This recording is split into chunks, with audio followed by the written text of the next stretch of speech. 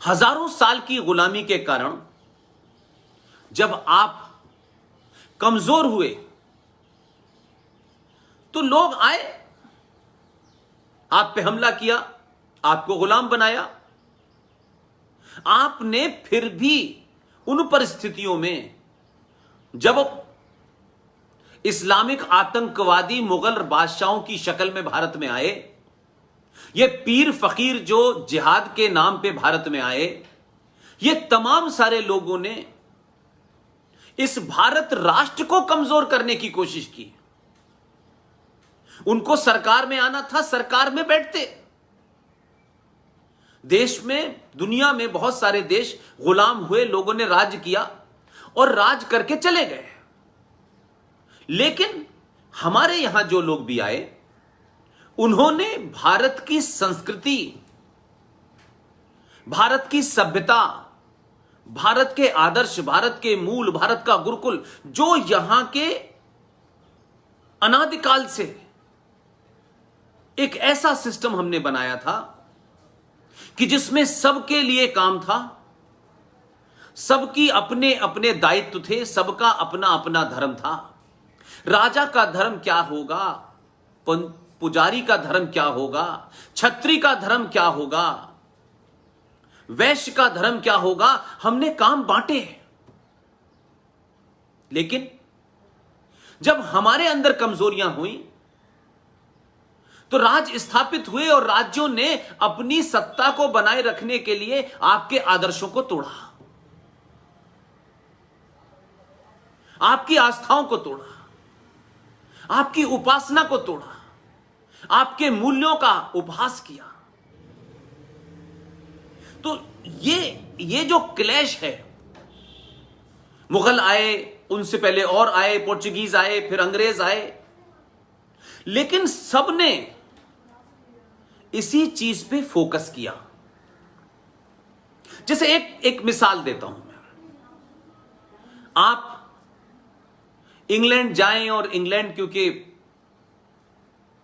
पूरी दुनिया में उनका सूरज नहीं डूबता था, एक जमाने उनकी सत्ता ऐसी थी।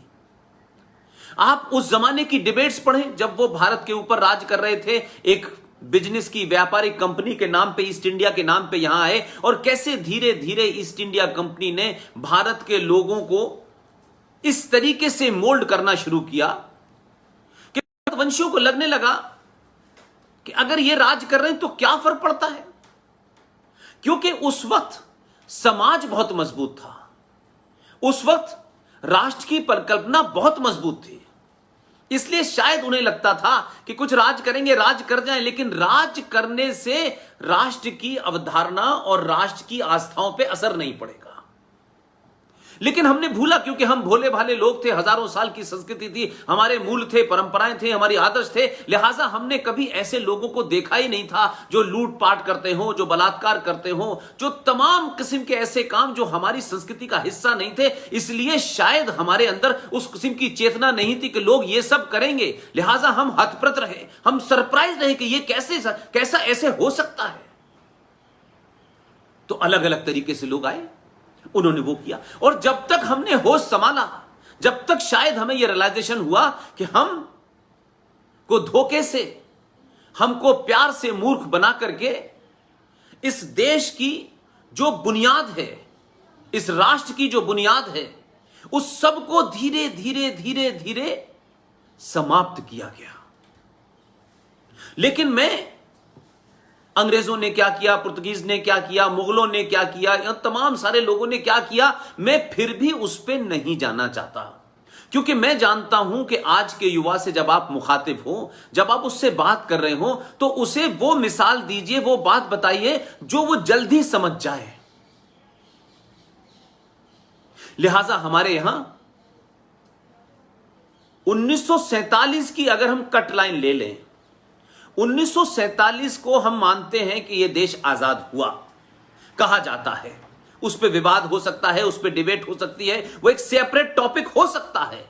लेकिन 1947 के बाद से जो सरकारें दिल्ली में बैठी, जिनको यह लगता था कि हम चलाएंगे देश क्योंकि हम काबिल लोग हैं, तो शायद हम एक लंबी गुलामी के भार से निकले थे, लिहाजा हमने भी कभी सवाल नहीं पूछा कि देश में क्या कानून बन रहे हैं, कैसे कानून बन रहे हैं, क्यों बन रहे हैं, क्योंकि हम एक लंबे सालों, हजारों सालों की उस थकान से इतने चूर चूर हो चुके थे कि जब शायद ये आजादी मिली और हमें यह एहसास कराया गया कि सत्ता पे आपके लोग हैं, आपके अपने लोग हैं, अब ये देश आपके मूल और परंपराओं का ध्यान, आपकी आस्थाओं का ध्यान रखते हुए वैसे ही चलेगा। यानी मैं ये कहूं कि राष्ट्र की अवधारणा और राष्ट्र की आस्थाओं के साथ इस राष्ट्र की संस्कृति, उससे मिले जुले कानून बनेंगे जो हमारी संस्कृति में हमारे राष्ट्र को मजबूत करेंगे, राष्ट्र की तमाम पहचानों को मजबूत करेंगे, क्योंकि ये सत्ता पे बैठने वाले अब हमारे ही लोग हैं, हमारे ही भाई बहन हैं। लिहाजा ये चिंता हमने इसलिए नहीं की क्योंकि वो भारतवंशी थे। लिहाजा कानून उसूल ऐसा ना हो कि कानून जो बना है वो भारतीय समाज की जो पूरी की पूरी एक अवधारणा है, जो उसकी आस्थाएं हैं, उससे टकराता हो। लिहाजा जो कानून 1937 में बने, 1927 में बने, 1935 में बने, 1926 में बने, आज भी भारत, कई ऐसे कानून हैं जो आजाद भारत के बाद नहीं बने। हमें तर्क दिया जाता है, हमें बताया नहीं जाता, इस समाज को एनलाइटन नहीं किया गया कि संसद में क्या होता है, कैसे कानून बनता है, पुराना कानून कौन सा है, ये जो हमारा संविधान बना ये कैसे बना, किन बुनियादों पे बना, और आपको बताया नहीं गया और आप उस थकान से बाहर नहीं निकले, इसलिए आपने पूछने की कोशिश नहीं की, इस पे डिबेट नहीं हुई, इस पे चर्चा नहीं हुई। लिहाजा जैसा चलता रहा वैसा ही हमने मान लिया, और हमने कुछ हद तक ये मान लिया शायद हमारी यही नियति है। एक सरकार आई, उसे 24 पार्टियां चला रही हैं। वो 24 पार्टियां मिलकर के देश नहीं चलाने आई थी, वो 24 पार्टियां, 20 पार्टियां, 4 पार्टियां जो मिलकर देश चला पिछले 70 सालों में, वो देश को चलाने नहीं आई थी, राष्ट्र को बचाने नहीं आई थी, बल्कि सत्ता के शीर्ष पे बैठ करके अपने स्वार्थ की सिद्धि करने आई थी। उन्होंने ये डुगडुगी तो बजाई कि हम आपके लिए कर रहे हैं, हम देश के लिए कर रहे हैं, लेकिन देश के लिए नहीं करा उन्होंने। अपना अपना समय कैसे निकले, अपना समय कैसे हम आराम से काट के चले जाएं, हमारे बाद आने वाली जनरेशनों की समस्याएं कम करने की जगह हम समस्याएं बढ़ा के चले गए, क्योंकि हमें सत्ता पे बने रहने का शौक था। इसलिए मैं कहता हूं कि जब समाज यानी राष्ट्र जब जागृत होता है, तब सत्ताएं ये सुध लेती हैं कि हम सरकार में आए हैं, ये पुलिस है, ये सेना है, ये पुलिस अपना काम करेगी, सेना अपना काम करेगी, ये जितने भी हमने इंस्टीट्यूशंस बनाए हैं ये काम करेंगे, लेकिन कहीं ऐसा ना हो ये इंस्टीट्यूशन इस राष्ट्र के खिलाफ काम कर रहे हो।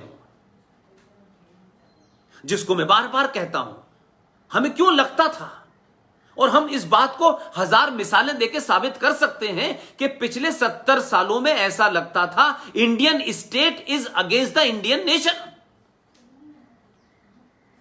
तो राष्ट्र को बचाने, राष्ट्र में आई कमियों को दूर करने से ज्यादा लोगों को सत्ता को बचाने की चिंता थी, उसमें कंप्रोमाइज किए, और किसी भी तरीके से जल्दी से यह समस्या हटे और हम अपना राज स्थापित करें, चले जाएं, हमारी तस्वीर लग जाए, हमारे नाम से सड़कें बन जाएं, इससे ज्यादा हमने कभी सत्ता को समझा ही नहीं। क्योंकि राष्ट्र के जो असली लोग थे, जिनको राष्ट्र की चिंता थी, वो सो गए और हमने खुली छूट दे दी लोगों को। उसका नतीजा क्या हुआ कि जिन लोग भारत राष्ट्र के खिलाफ थे,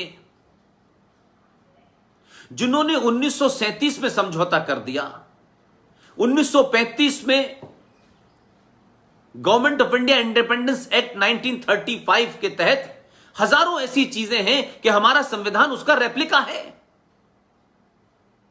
एक युद्ध था, अंग्रेजों के खिलाफ लोग लड़ रहे थे। उस वक्त जो भी आपस में समझौते, जो ग्रुप बने हुए थे, ये मुस्लिम लीग है, ये कांग्रेस पार्टी है, ये प्रजापति, ये तमाम सारे, ये आपस में उस लड़ाई को जीतने के लिए बने थे। इसलिए मैं कहता हूं कि युवाओं को सच बात बताओ, बिना लाग लपेट के बताओ।